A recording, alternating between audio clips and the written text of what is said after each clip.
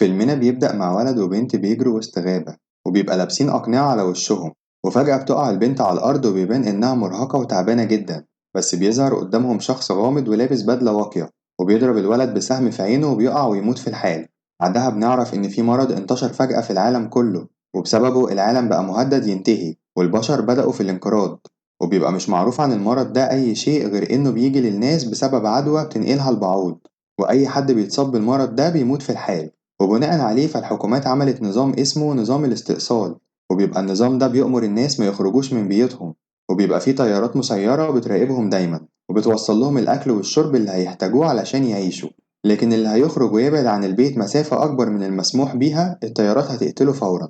وبتبقى الحكومات لجأت للنظام ده علشان تحاول تسيطر على انتشار الوباء السريع اللي بيكون قضى على معظم البشر في وقت قليل جدا. وبنروح بعدها لشخص اسمه ديفيد بالدوين، وبيبقى عايش في بيت صغير وسط غابة، وبيبقى بيتواصل مع خطيبته سام على الفيديو.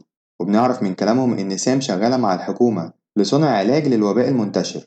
وبيبقى ديفيد بيتعاون مع الحكومة من خلال إن بيرسل لهم عينات من دمه على فترات محددة علشان يستخدموها في تصنيع العلاج ده، وده لأنه هو الوحيد اللي اتصاب بالوباء ده وما ماتش طول الفترة دي.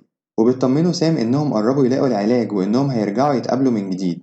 وبتمر سنتين على الوقت ده وبيبقى ديفيد لسه عايش في البيت لوحده، وبنفهم إن سام واللي معاها لسه ملقتش أي علاج للوباء المنتشر، واللي ديفيد نفسه ما يعرفش أعراضه عاملة إزاي لغاية دلوقتي. وبنتعرف على روتين ديفيد، وهو إنه ببساطة بيصحى كل يوم الصبح على صوت المنبهات الكتيرة اللي عنده، وبيبدأ يتمرن، وبعدها بيسحب عينة دم من جسمه، وبيخرج يحط أكياس الدم في مكان محدد علشان تيجي الطيارة المسيرة تاخده وتوديه لسام. وبياخد الأكل اللي محطوط ليه وبيرجع للبيت. وبنشوف ديفيد بيحاول يتواصل مع سام بس ما بيجيلوش رد، وبيبقى بقاله فترة على كده، وده بيوتره جدا وبيدخله في مود اكتئاب. وبنشوف إن في حد لابس بدلة واقية بيراقب ديفيد باستمرار بس هو ما بيلاحظهوش. وبيبقى ديفيد عنده هواية، وهي إنه بيجيب دليل التليفونات وبيحاول يتصل بأي أرقام عشوائية على أمل إن حد يرد عليه في مرة ويحس إن في حد عايش غيره. وفعلا في مرة حد بيرد عليه، لكن بيلاحظ في نفس الوقت على شاشة الكمبيوتر إن سام بتحاول تتواصل معاه، فبيقفل السكة وبيروح بسرعة يكلمها، لكن بيفشل الاتصال بينهم، وبيبقى خسر مكالمة التليفون على الفاضي. فبينام وهو قاعد قدام الشاشة ومستني أي رسالة منها، بس بيصحى فجأة وبيشوف إن سام كانت فاتحة الخط وكأنها بتراقبه. وأول ما بيحاول يتكلم معاها بتقفل السكة بسرعة وبتختفي، وما بيبقاش قادر يتصل بيها تاني، وبيبقى مش فاهم أي حاجة، لكنه بيبدأ يحس إن في حاجة غلط. وتاني يوم بيقوم علشان يمارس الروتين بتاعه، لكنه لما بيخرج علشان ياخد الأكل بتاعه بيتفاجئ إنه عبارة عن لحوم، وهو شخص نباتي وما بياكلش أي لحوم، وده طبعا بيضايقه أكتر. وبيتكلم مع الطيارة وبيقول إن عاوز أكل نباتي وإلا مش هيسلم الدم بتاعه. وفعلا بياخد الكيس معاه وبيرجع للبيت. بس بعدها بتتواصل معاه سام وبتقوله إنها متفقة مع ناس خطيرين جدا إنها تاخد منه عينة الدم وتديها لهم علشان يصنعوا العلاج، وبتفهمه إنها ما تقدرش ترجع في اتفاقها معاهم بأي شكل من الأشكال، وإلا هيقتلوها وبعدها هيقتلوه هو كمان. فبتقوله إن يخرج تاني ويسيب كيس الدم المرة دي وهي هتتصرف بعد كده. فبيوافق ديفيد وبيروح يسمع الكلام وهو متضايق، وبيرجع يحاول يتصل بالشخص اللي كلمه قبل كده، وفعلا بيرد عليه تاني وبيقوله إن اسمه تود وإنه عايش في مدينة لوحده بعد ما كل سكانها ماتوا. وبيقوله إن الحكومة بعتت الطيارات المسيرة تنشر غاز سام وتقتل كل الناس في المكان علشان تمنع عودة الفيروس ده نهائيا. لكنه لحسن حظه في الوقت ده كان لابس ماسك على وشه، وده اللي حماه من الموت وخلاه لسه عايش لدلوقتي. وبيقوله تود إنه لو كان مصاب بالوباء فعلا زي ما سام مفهماه فكان زمانه ميت من زمان وإن أكيد في حاجة غلط. وبيقوله إنه لازم يعمل فحوصات على نفسه ويتأكد هو فعلا مصاب ولا سليم. وبيقوله إنه لو طلع مش مصاب يعرفه علشان يجي يعيش معاه بدل ما كل واحد عايش في مكان لوحده. فبيوافق ديفيد، وبعدها بيخرج من البيت وبيروح لكوخ قريب وبياخد منه جهاز الاختبار، وبيعمل الاختبار لنفسه وبتبقى نتيجته هتظهر بعد ساعة. وأثناء العودة للبيت بيقابل في طريقه شخص بيبان إنه مصاب بس بيبقى عامل شبه الزومبي وبيحاول يهاجم ديفيد، لكن بيجي الشخص أبو بدلة واقية وبيقتل الزومبي ده وبينقذ ديفيد وبيمشي من المكان بسرعة قبل ما ديفيد يقابله. وبيبقى ديفيد مش فاهم أي حاجة حواليه لكنه بيجري على البيت بسرعة وبيستنى نتيجة الاختبار اللي بتبين إنه فعلا مش مصاب بالوباء زي ما سام كانت مفهماه. فبيحس ديفيد بالإحباط وإنه مضحوك عليه وفي حاجة كبيرة بتتم من وراه. فأول حاجة بيعملها إنه بيدمر كل المنبهات اللي عنده علشان ما يلتزمش بالروتين اللي محطوط له. وبعدها بيتكلم مع سام وبيقول لها إنه قابل شخص مصاب النهاردة وإنه كان شبه الزومبي، وبيسألها إذا هو مصاب فليه ما تحولش كل الوقت ده. فبتتوتر سام وبتحاول تغير الموضوع، وده بيأكد له إن في حاجة غلط فعلا وسام متورطة فيها، لكنه مش بيبين لها إنه عرف حاجة. وتاني يوم بيخرج يلف حوالين البيت لحد ما بيقابل جثث الشابين اللي ماتوا في بداية الفيلم، وما بيبقاش عارف مين الناس دي ولا اتقتلوا ليه. وبيكمل مشي لحد ما بيوصل لخيمة اللي بيكون قاعد فيها الشخص اللي لابس بدلة واقية، فبيستخبى لحد ما بيرجع الشخص ده، وبيروح علشان يعرف مين ده وبيقتل الناس ليه.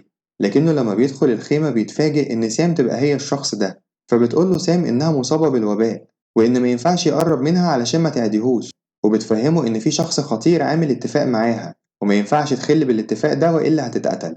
بس ديفيد ما بيقتنعش بكلامها ولا بيصدقها، وبياخدها بيته وبيحبسها في أوضة وبياخد منها عينة دم علشان يفحصها ويعرف هل هي مصابة فعلا ولا بتضحك عليه تاني.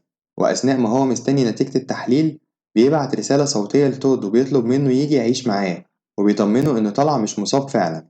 وبعدها بيخرج ويروح للخيمة بتاعت سام وبيدور على اللابتوب بتاعها، وبيلاقيها كانت بتصوره وتبعت الفيديوهات بشكل دائم لشخص مجهول، وبيفهم إن الشخص ده مسؤول كبير في الحكومة، وبيتأكد إن فعلا في اتفاق بينه وبين سام، وده لأن الوباء بيحول البشر المصابين لمخلوقات أشبه بالزومبي.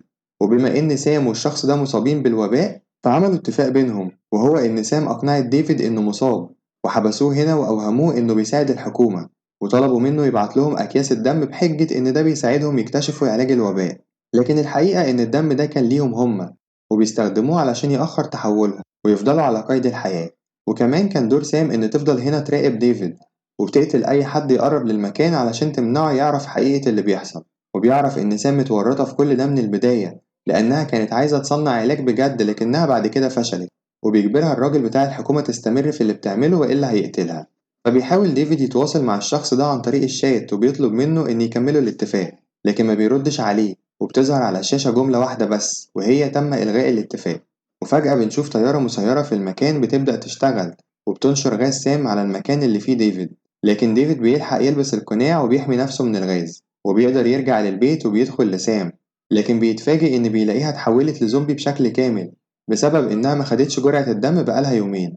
وبتحاول تهاجم ديفيد علشان تقتله لكنه بيجري يفتح الشباك، ولما بتدخل الشمس بتأذي سام، وبنعرف إنها لما بتتحول ما بتقدرش تتعرض للشمس بشكل مباشر، فبتستخبى سام في جزء مضلم في البيت. وبيحاول ديفيد إن يسحب دم من نفسه بسرعة علشان يديه لسام ويحاول يرجعها تاني، لكنه مش بيلحق لأنها بتهجم عليه تاني وبتعضه. وبكده بيتصاب ديفيد هو كمان بالوباء اللي هيحوله قريب هو كمان.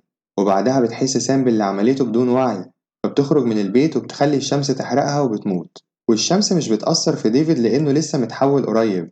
بيروح بسرعة للخيمة بتاعت سام وبيكون فيها بقايا من أكياس الدم بتاعه، فبيشربه علشان يستعيد صحته شوية. لكن بعد وقت بيكون التعب زاد على ديفيد والاكتئاب بيتمكن منه، فبيقرر يحفر لنفسه حفرة وبيرمي نفسه فيها، وبيبقى منتظر الشمس تيجي عليه علشان تحرقه ويموت هو كمان. لكن بيتفاجئ بطيارة فيها حد جاية وبتقرب عليه، بس هو بيكون فاقد لمعظم طاقته ومش قادر يقوم من مكانه. وبعدها بيبان إن اللي نزل من الطيارة ده هو تود اللي كان بيتواصل مع ديفيد، وبيدخل لبيت ديفيد علشان يدور عليه لكنه مش بيلاقيه. وبيشوف الكمبيوتر وبيلاقي ديفيد مسجل عليه فيديو، وبيفهمه إنه دكتور من الحكومة وإنه هيبعت له كل يوم طيارة مسيرة، وبيطلب منه يحط لهم كيس من دمه علشان يستخدموه في صنع العلاج. فبيوافق تود المسكين وما بيبقاش عارف إن ديفيد بيكذب عليه، لأن ديفيد حاليا بيكون عمل اتفاق جديد مع الراجل بتاع الحكومة وهيعمل فيه زي ما سام عملت فيه بالظبط. وبس كده، ما تنساش تعمل لايك واشتراك لو لسه مشتركتش وتفعل الجرس علشان يوصلك كل جديد. سلام عليكم.